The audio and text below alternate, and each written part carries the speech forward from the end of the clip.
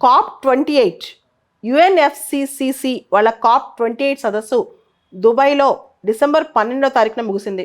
దాదాపు 13 రోజుల పాటు ఈ సదస్సులో అనేక అంశాలు చర్చించారు. మోడీ గారు కూడా ఈ సదస్సుకు అటెండ్ అయి స్పీచ్ ఇచ్చారు.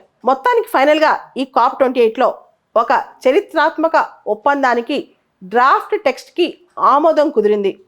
అసలు ఈ డ్రాఫ్ట్ టెక్స్ట్లో ఏముంది?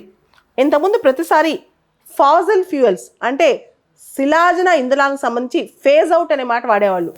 అది చాలా పెద్ద మాట. ఇప్పుడు చైనా లాంటి దేశం బాగా వాళ్ళు ఎక్కువ ఫాజిల్ ఫ్యూయల్స్ వాడతారనమాట. సడన్గా ఫేజ్ అవుట్ అంటే వాళ్ళు చేయలేరు.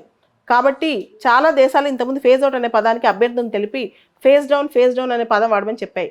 అయితే ఫస్ట్ టైం ఈ డ్రాఫ్ట్లో ట్రాన్సిషన్ అవే అంటే COP28 ఫాజిల్ ఫ్యూయల్స్ నుంచి ట్రాన్సిషన్ అవే అంటే మూవ్ అయిపోతాము అనే పదానికి మొత్తం అన్ని దేశాల ఆమోదం కుదిరిందనమాట. సో ట్రాన్సిషన్ అవే స్లోగా వీళ్ళు ఫాజిల్ ఫ్యూయల్స్ నుంచి బయటకు వెళ్ళిపోతారు. ఇన్ఫ్యాక్ట్ చెప్పాలి అంటే వరల్డ్ టెంపరేచర్స్ ఈ 2100 ఇయర్ కల్లా 1.5 degrees Celsius కన్నా పెరగకుండా ఉండటానికి ఈ డీల్ దారి తీస్తుంది, హెల్ప్ చేస్తుంది అనుకుంటున్నారు. కానీ ఎంతవరకు ఇది డీల్ దారి తీస్తుందో ఒకసారి చూడాలి. ఈ డీల్లో అసలున్న ముఖ్య అంశాలు ఏంటి ఒకసారి చూద్దాం. ఈ డీల్లో ముఖ్యంగా tripling renewable energy capacity by 2030 2030 కల్లా ప్రపంచంలో ఉన్న పునరుత్పాదక ఇంధన శక్తి రెన్యూబుల్ ఎనర్జీ కెపాసిటీ అనేది 3 ఇంతలు పెరగాలి. ట్రిప్లింగ్ అనమాట. ఇది చాలా ఇంపార్టెంట్. 3 times పెరగాలంటే మాటలు కాదు. సో 2030 కల్లా రెన్యూబుల్ ఎనర్జీ కెపాసిటీ 3 times పెరగాలి. తర్వాత లాస్ అండ్ డ్యామేజ్ ఫండ్ని దీనిలో వరల్డ్ బ్యాంక్ ఆధ్వర్యంలో ఉంటుంది. అది ఆ ఫండ్ని కాన్స్టిట్యూట్ చేశారు. లాస్ట్ టైం కూడా ఆ ఫండ్ గురించి మాట్లాడారు. పూర్తి స్థాయిలో ఆ ఫండ్కి సంబంధించి ఒక ఒప్పందం కూడా ఇక్కడ కుదిరిందనమాట COP28లో. తర్వాత ఫాజిల్ ఫ్యూయల్స్ నుంచి దూరంగా వెళ్ళిపోవటం, గ్లోబల్ స్టాక్ టేక్ అంటే ఇంతవరకు కూడా ప్యారిస్ క్లైమేట్ డీల్లో ఎవరెవరు ఏ అయితే ప్రామిసులు చేశారో అవన్నీ ఎంతవరకు ప్రోగ్రెస్ చేశారో కూడా చూస్తున్నారనమాట.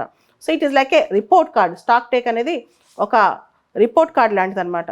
దాదాపు 200 దేశాలు దీనికి ఆమోదం తెలిపినట్టే ఈ transition out of fossil fuels, transition away from fossil fuels అనమాట. సో సభ్య దేశాలంతా ఈ డీల్కి సంబంధించి చాలా సంతోషంగా ఉన్నారని కూడా మనకు అర్థమవుతుంది. ముఖ్యంగా కోల్ ఎక్కడైతే బొగ్గు వాడకం ఉందో, ముఖ్యంగా పవర్ జనరేషన్లో బొగ్గు వాడకం ఉందో అది తగ్గించాలని, తర్వాత నెట్ జీరో ఎమిషన్స్ మీద టార్గెట్ పెట్టారనమాట. సో 2050 కల్లా నెట్ జీరో ఎమిషన్స్కి సాధించాలి. భారతదేశం అయితే పంచామృత్ ప్రామిస్లో 2070కి నెట్ జీరో ఎమిషన్స్ అంది, కానీ 2050 కల్లా నెట్ జీరో ఎమిషన్స్ సాధించాలని చెప్పి ఈ డీల్లో అనుకోవడం జరిగింది. మొత్తానికి COP28 ముగిసే టైంకి మాత్రం transition away from non fossil fuels అనేది చాలా దేశాలు ఒప్పుకోవటం, ప్రపంచంలో ముక్తకంఠంతో అందరూ సంతోషం వ్యక్తం చేయడం అనేది ఇక్కడ గొప్ప విషయం.